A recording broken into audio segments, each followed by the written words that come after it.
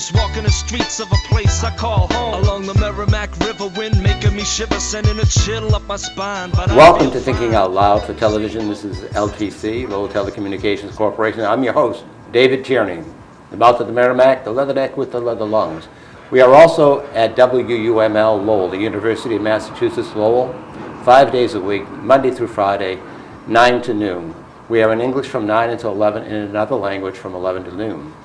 We have a special guest with us today here at LTC on Thinking Out Loud, Bruce Cowee. He's the author of a wonderful book. It's an oral history of the air war in Vietnam. It's never been done before. It's never been done. As some of you may know, I was an infantry officer with the Marines in Vietnam, and we obviously had air power, air support, but I had no idea what was going on up in the air. Bruce has compiled a book. It's about 35 stories written by the pilots themselves, directly from their logbooks. So, I mean, he literally put you in the cockpit with them on their missions. Bruce, welcome to the program. David, good to be here. Tell us a little bit more about your book. What inspired you to undertake this project? Well, when I came back from Vietnam in 1969 and had 3 more years of active duty to serve to finish my commitment, and then I was hired as a pilot by Western Airlines in December of 1972. And when I came to work, almost all the pilots being hired were Vietnam veterans, and I found that the fellows didn't talk an awful lot about Vietnam, so it became kind of a goal for me to get them to talk and tell their stories. And as time passed along, I developed some pretty nice relationships with this very unique work situation I had, where I would spend 2 and 3 days in the cockpit with these fellows and get them to talk. And it became kind of a mission for me to preserve the history and save the stories if I could. And over a period of quite a few years, I started collecting the stories in the mid-90s. And all of a sudden, these guys were starting to retire, so it became a pressing project to get the stories and get their photographs. And that's pretty much how it came about. The book was finally published and released last November on Veterans Day. And what I've done, David has opened up so many doors for me. I just returned from a veterans event in Portsmouth, New Hampshire, put on by an organization called the Vets Count.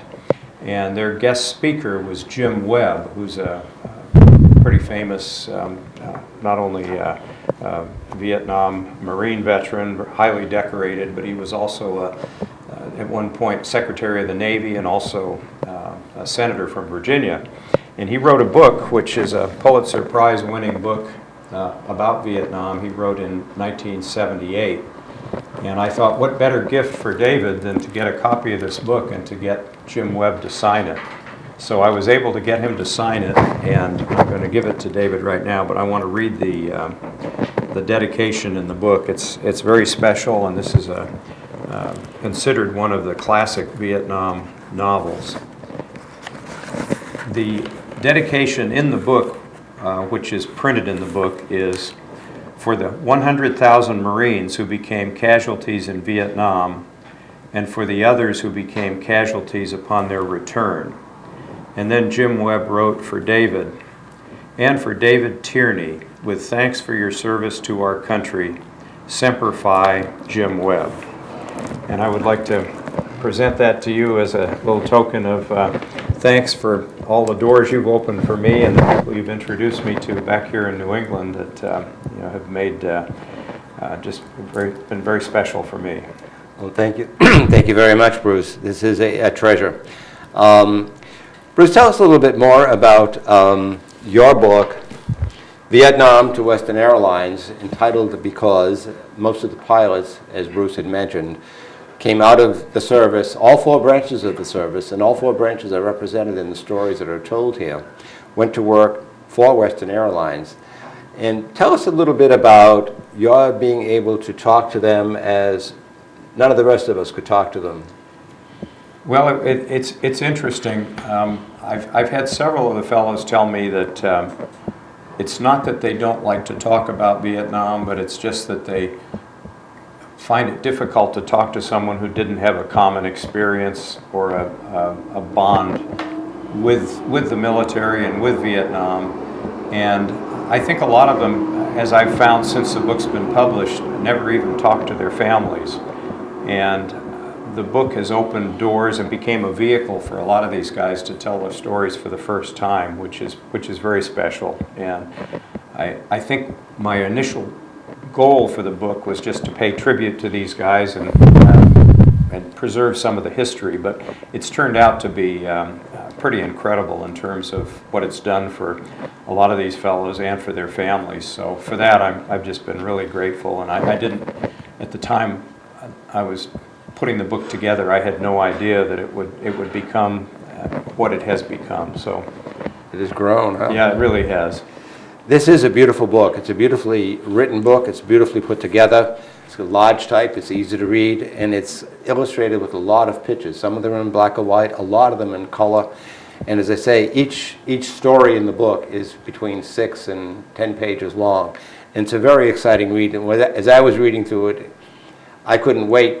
I mean, I didn't want it to end. I wanted to have another story, another story, another story, and it finally ended. But it's a wonderful piece. And as I say, it's a very rare book in the history of Vietnam, because it's never been documented the way Bruce has got it documented here in his book.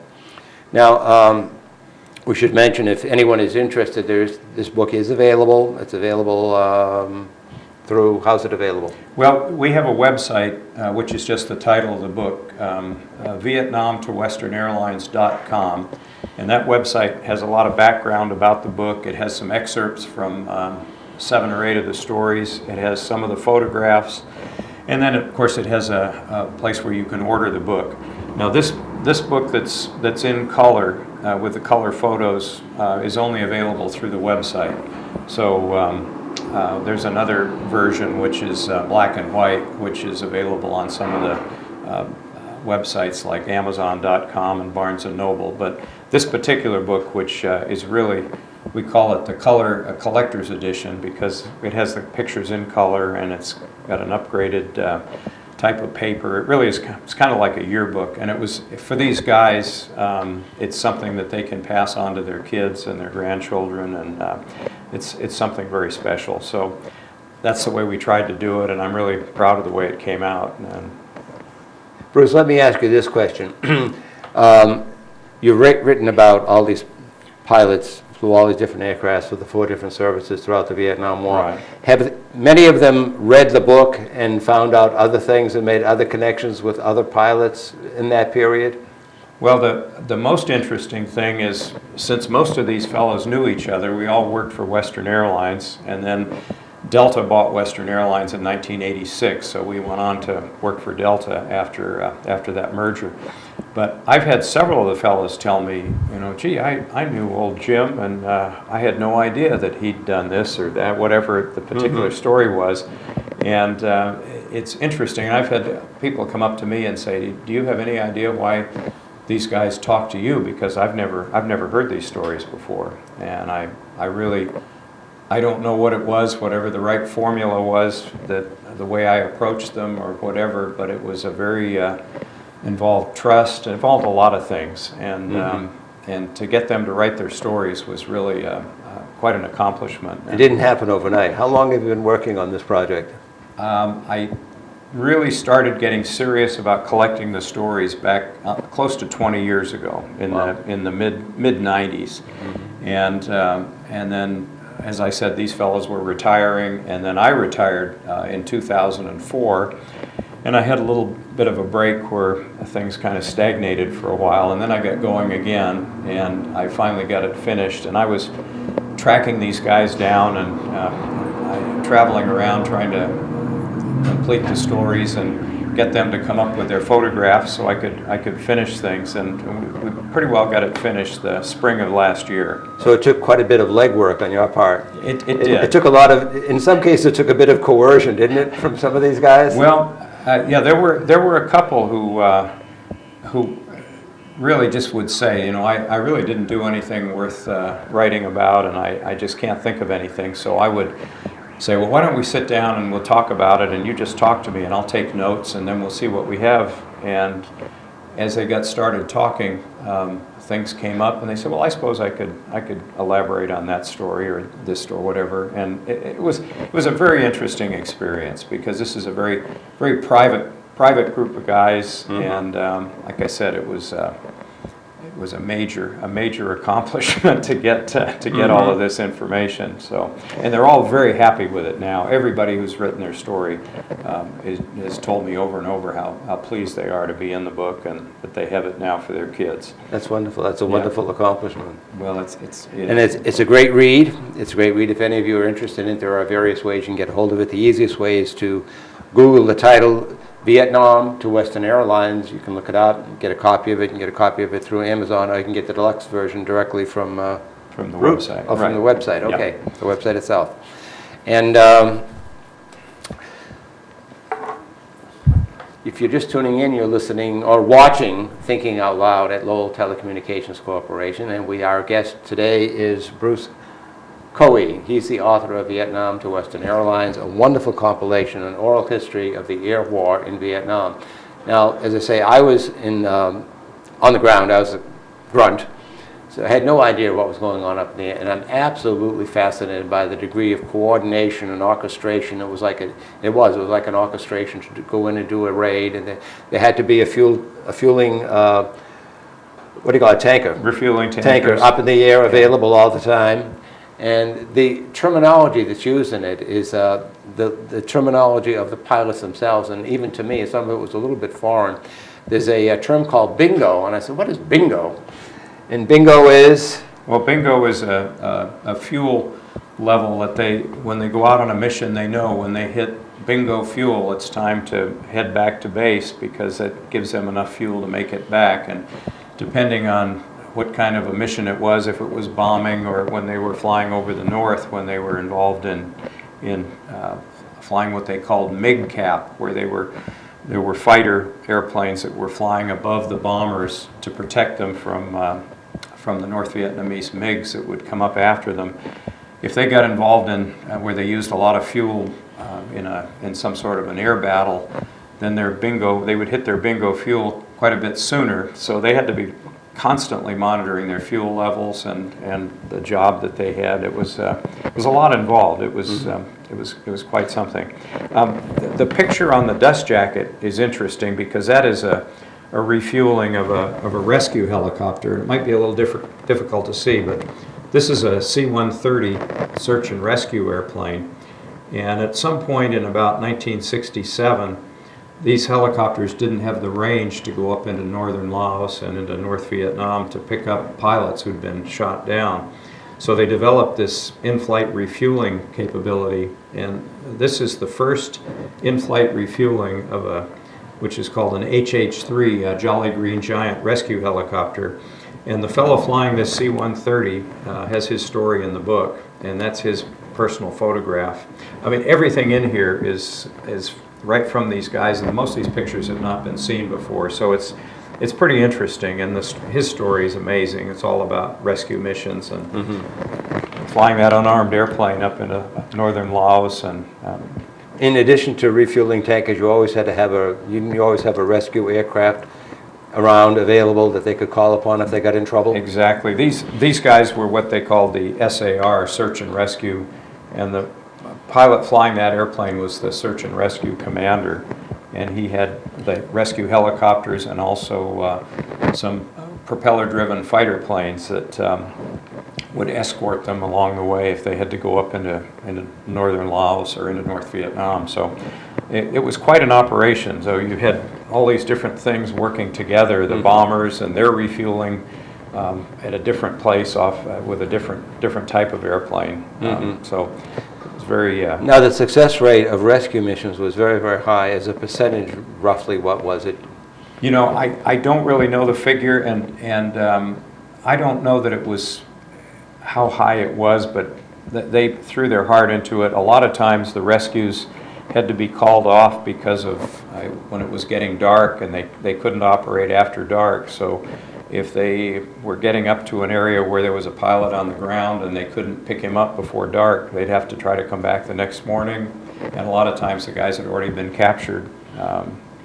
So it was it just was a big morale boost for all of the guys to know that they would come after you to try to rescue you if you ever got shot down or wherever on the ground. And even though it wasn't always successful, they did. They were tenacious in oh their effort. my gosh, yeah, incredible, incredible.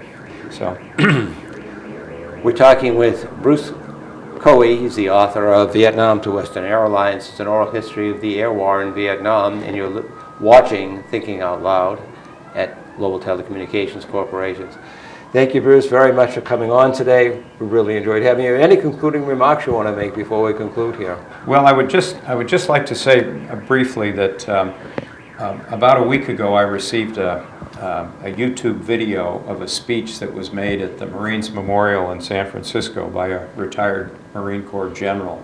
And he was talking, the whole theme was pride, and pride in service, and pride in these guys doing the best they could under very difficult circumstances in a very unpopular war, and then often coming home to a pretty inhospitable and often hostile home front. And that pride was so important, and that all Vietnam veterans need to feel that pride because they did the best they could, and they served their country when their country called, and that's all they could be asked of. That was General Zinni, wasn't it? General Zinni, that's and right. He described the Vietnam War as being about mud, blood, and beer. That's right. Often it was. Yes. Tell us a little bit about your research. Now, you came out of Berkeley, California. That's your hometown, right? That's right. What was the environment or the social atmosphere? What was going on in town when you were trying to go to school and become a pilot? Well, when I turned 18, and turning 18 meant you had to register for selective service, register for the draft, and I turned 18 in 1963. So I was at the University of California, and I joined the Air Force ROTC program because that gave me a draft deferment and guaranteed I'd be able to complete college, but also gave me a commitment to the Air Force. So when I graduated from the University of California, I was commissioned a second lieutenant in 1966, and we had been going through anti-war, anti-draft, anti-military demonstrations on campus for at least a couple of years before I graduated. So I was kind of used to that in a way, but I went off to the Air Force pilot training, went to Vietnam, and came back to Berkeley in May of 1969. And Berkeley was under a state of emergency, and they had the National Guard and a lot of police agencies in the city. So when my folks picked me up at the San Francisco International Airport after I had come back on a MAC charter flight, Military Airlift Command charter flight into McChord Air Force Base, Washington, flew down to San Francisco on United. And when they drove me home, we came across, and my dad said, we're probably going to have to go through a roadblock to get into town because they're trying to keep people that don't live in the city out because there have been a lot of problems. So we ended up coming off the freeway and at University Avenue into Berkeley and went right into a roadblock, which was manned by California Highway Patrol and the National Guard. And the Highway Patrol sergeant who was manning the roadblock stuck his head in the window and checked my dad's ID to make sure we lived in Berkeley. And then he looked at me and said, I don't think it's a good idea for you to wear that uniform in town. And that was my welcome home, which you know, I had experienced some of that in ROTC, so it wasn't totally a shock, but it was something that maybe had been a motivator to do this book later, even though I planted some seeds that I wasn't aware of at the time. But well, it had to be a bit disconcerting. You go off to serve your country, you come back, and your country's protesting. You're doing what you're doing.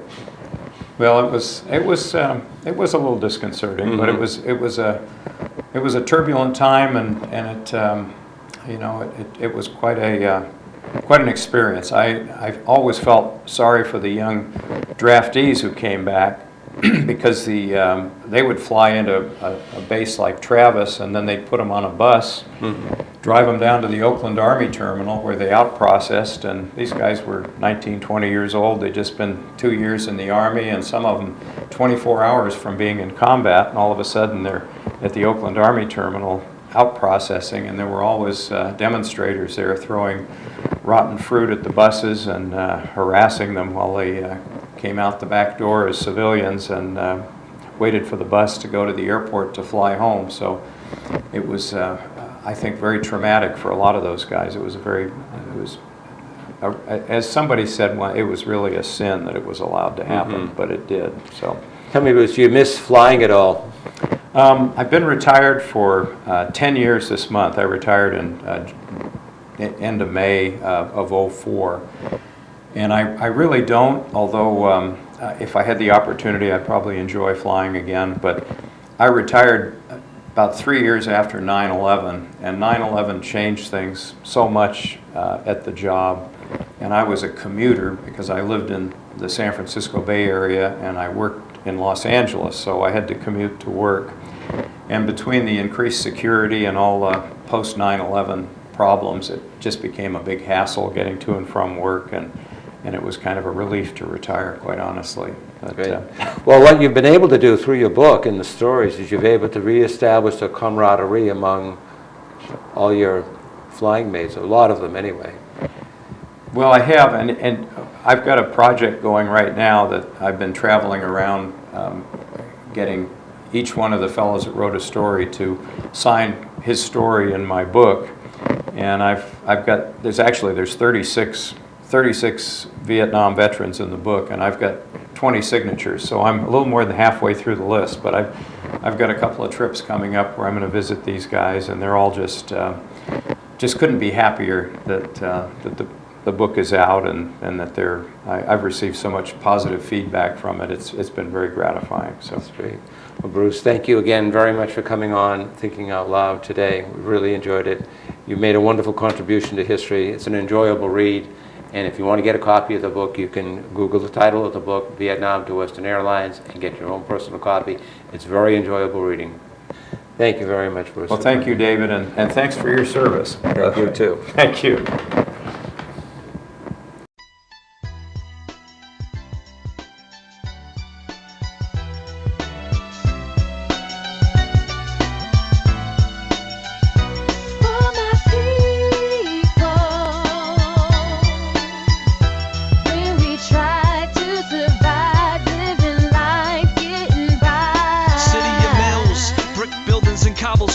Walking the streets of a place I call home. Along the Merrimack River, wind making me shiver, sending a chill up my spine, but I feel fine. All in the same boat, sisters and brothers. Future generations setting sail from overseas. Destination low, the city of dreams.